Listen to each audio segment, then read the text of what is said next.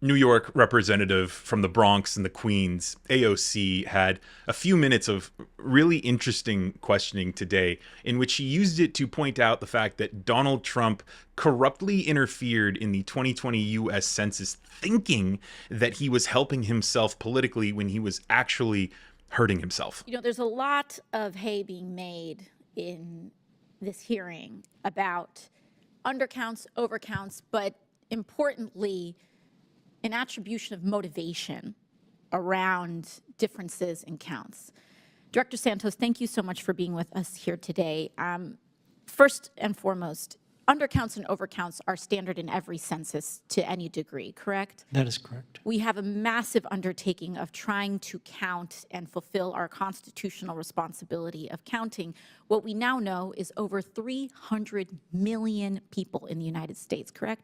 That is correct. So, of course, there's going to be some parents that maybe have a kid in college and they count them as part of their household.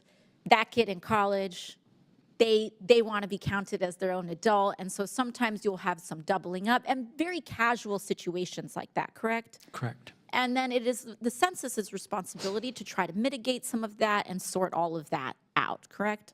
Correct. Now, there's so much being made about the fact that there were some overcounts and undercounts in the 2020 census. I have one pretty simple question for you. Who was president in 2020? Donald Trump. Donald Trump was president in 2020. And yet there seems to be some suggestion that there was some political motivation to somehow help Democrats in the administration of the census. Now, given that Donald Trump was president, I find that odd, but let's approach this this deeper suggestion that, I'll just say it, what I've seen an allusion to is that there was some deep state conspiracy to try to somehow change or manipulate the U.S. Census counts. But we were here. I was here with the chairman during that time as well. There was a pandemic going on. And I have reporting here on a letter from senior census officials at that time identifying, in fact, the opposite, attempted political interference of crucial aspects, technical aspects of the count, and political pressure to take shortcuts to make the count worse. Now, Director Santos, that aside, you are a nonpartisan member of the government, but I do have a question. Is it accurate to say that the administration during President Trump's presidency did push to try to cut the census short, a shorter timeline than typical, before the count was completed? That's my understanding. So the count was cut short.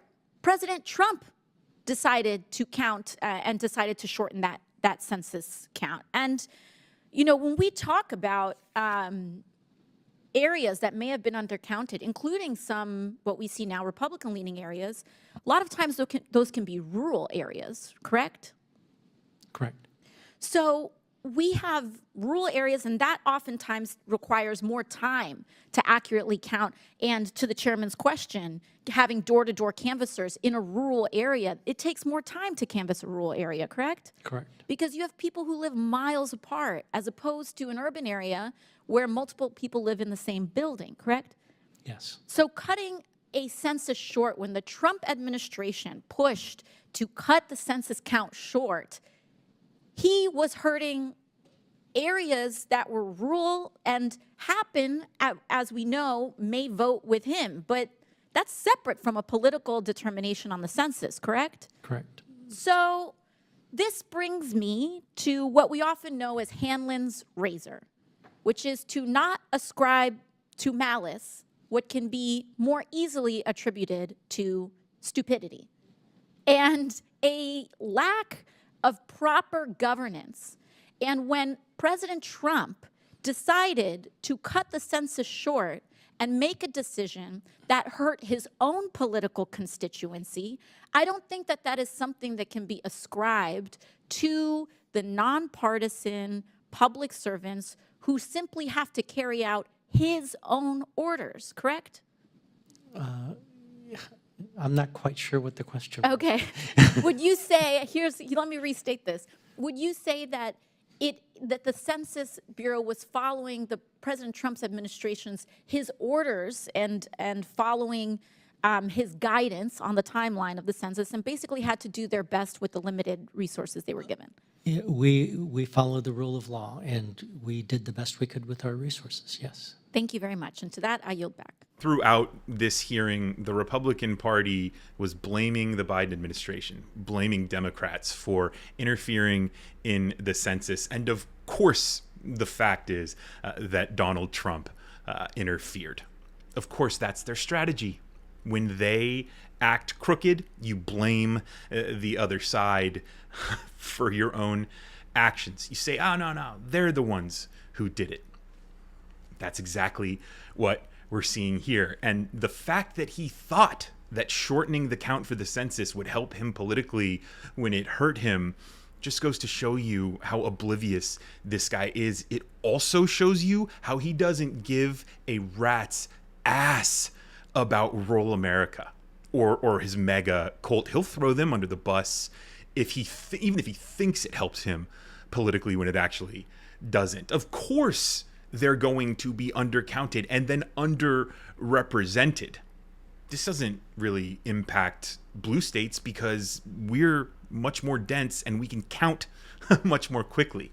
So AOC here, of course, pointing that out in the oversight hearing, which the oversight committee is one in which AOC sits on, but one in which she hopes to actually lead. And so this will be interesting to see over the next couple months because Connolly, Representative Connolly, also has put his name in the race, and he has more seniority than AOC. AOC, on the other hand, has clips like this where they go viral. She's one of the most popular representatives. She is the first person to reach over 1 million followers on Blue Sky, the new social media app, which I'm actually on. So if you guys are there too, be sure to follow me at Brendan Plank.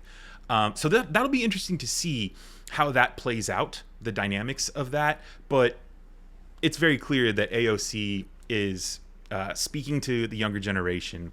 She's very effective in the way she asks questions to these witnesses, and she's really good at pointing out the hypocrisy and the crooks from the other side of the aisle. So let me know what your reflections are on this AOC clip, and be sure to like it and share it so that you can bring your friends and their perspective into the comments section. If you haven't subscribed already, be sure to do that. And if you want to become a member to the channel, that helps me tremendously in making more videos. Thanks for watching. My name is Brendan, and I'll see you in the next one.